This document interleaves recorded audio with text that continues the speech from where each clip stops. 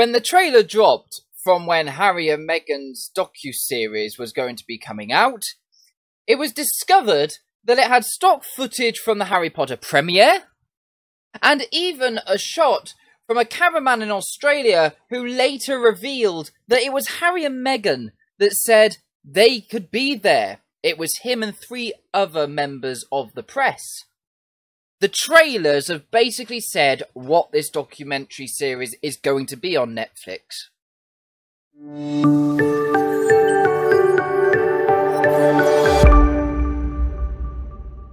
Hello there, Babs and Babbettes, and welcome back to another Harry and Meghan video.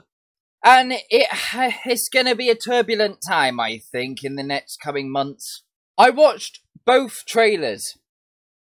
When the second trailer came out, obviously it's trying to give this dramatic impression of the press that was following Meghan constantly 24 hours a day.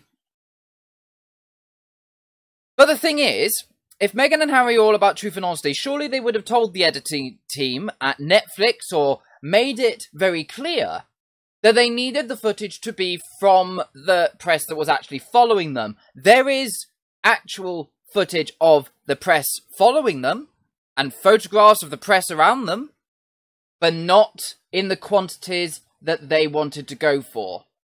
So instead, they used footage from the Harry Potter premiere 5 years before they met.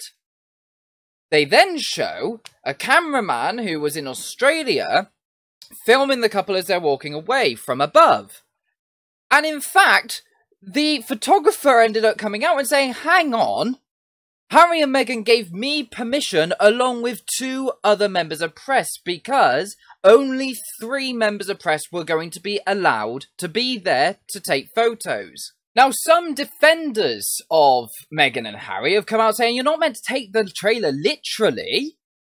It's meant to give the overall impression. Well, if they want to give that impression and they really were hounded in the quantities that they are trying to portray it as, why not use the actual pictures or footage? The answer is simple. It's not in the quantities that they want. It's not dramatic enough.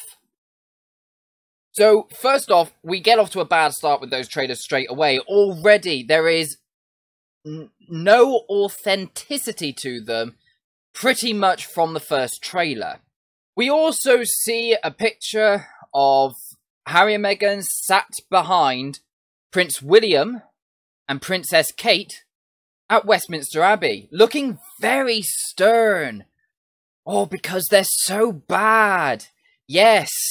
Of course, and they're so evil, and they just don't like Harry and Meghan. That's the impression that they want to give. That picture was from the 2019 Commonwealth Day, and Commonwealth Day is a day to celebrate the Commonwealth. It's what it's there for, and it's quite a big event.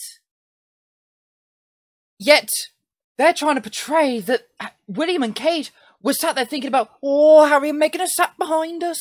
They then obviously use footage of Princess Diana, and they even use footage of the press hounding Princess Kate. This is it's beyond belief of how Netflix thought this was good footage to use. And I will point out, to try and compare the situation with Diana with Meghan it's insulting. The documentary series have dropped today among a lot of press attention. There's a lot of discussions happening online and commentators online discussing this matter from both sides of the party.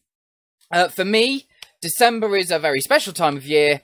I am going to hopefully sit down. I might do each video independently, so I might watch an episode, do a video on that, and then so on, or I might just squish them all together and do one great big long video. I haven't quite decided, but I am going to get my say on this documentary series out there as soon as I can. In my personal opinion, this has now gone beyond the Oprah Winfrey interview. In fact, this is simply Harry and Meghan slandering the family to the world on Netflix, the same company that makes The Crown.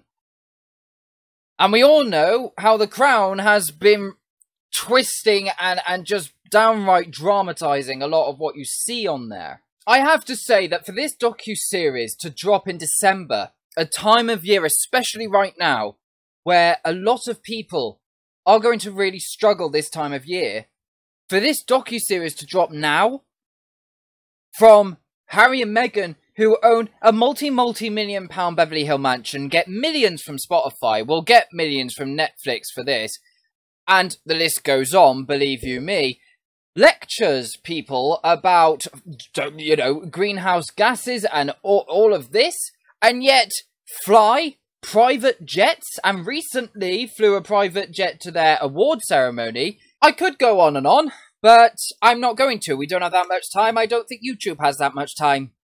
What I would like to definitely note now is the fact that his grandmother only passed away in September. And they're dropping this in December, and before the coronation, and before the first speech by a king in almost 70 years. How Harry could agree to Netflix doing that is beyond me. It is beyond me. In my personal opinion, there has to be consequences after this, and I truly believe, I've said this before, but I think now, I mean it more, the king needs to strip them of their titles. There have to be repercussions, and not only that, the staff at the palace that have been silenced by the palace after first leaking that there were allegations against Meghan should be allowed to speak. We can't have Harry and Meghan putting out documentary series, Oprah interviews and all the rest, and podcasts, whereas the staff at the palace who work there day in and day out and who experienced instances with Meghan, they have as much right to say their side. So I think that's something the Buckingham Palace should really take into consideration, to allow the staff to tell them their experiences of Meghan and what happened between them. Just a quick correction there. I said they work there. The correct term is worked there, because those who follow these types of things may know that Harry and Meghan have gone through a lot of staff, like a revolving door. Obviously, these are just all my own personal opinions and views, and I gather them through evidence in my own study, so obviously I encourage those to go and make their own conclusions, but those are just my thoughts on the matter. I am going to leave the video there, however, but do remember, if you do like my content, remember to like, subscribe, ring that notification bell, and I shall see you in the next video. Tatty tatty bye, toodaloo, God save the king!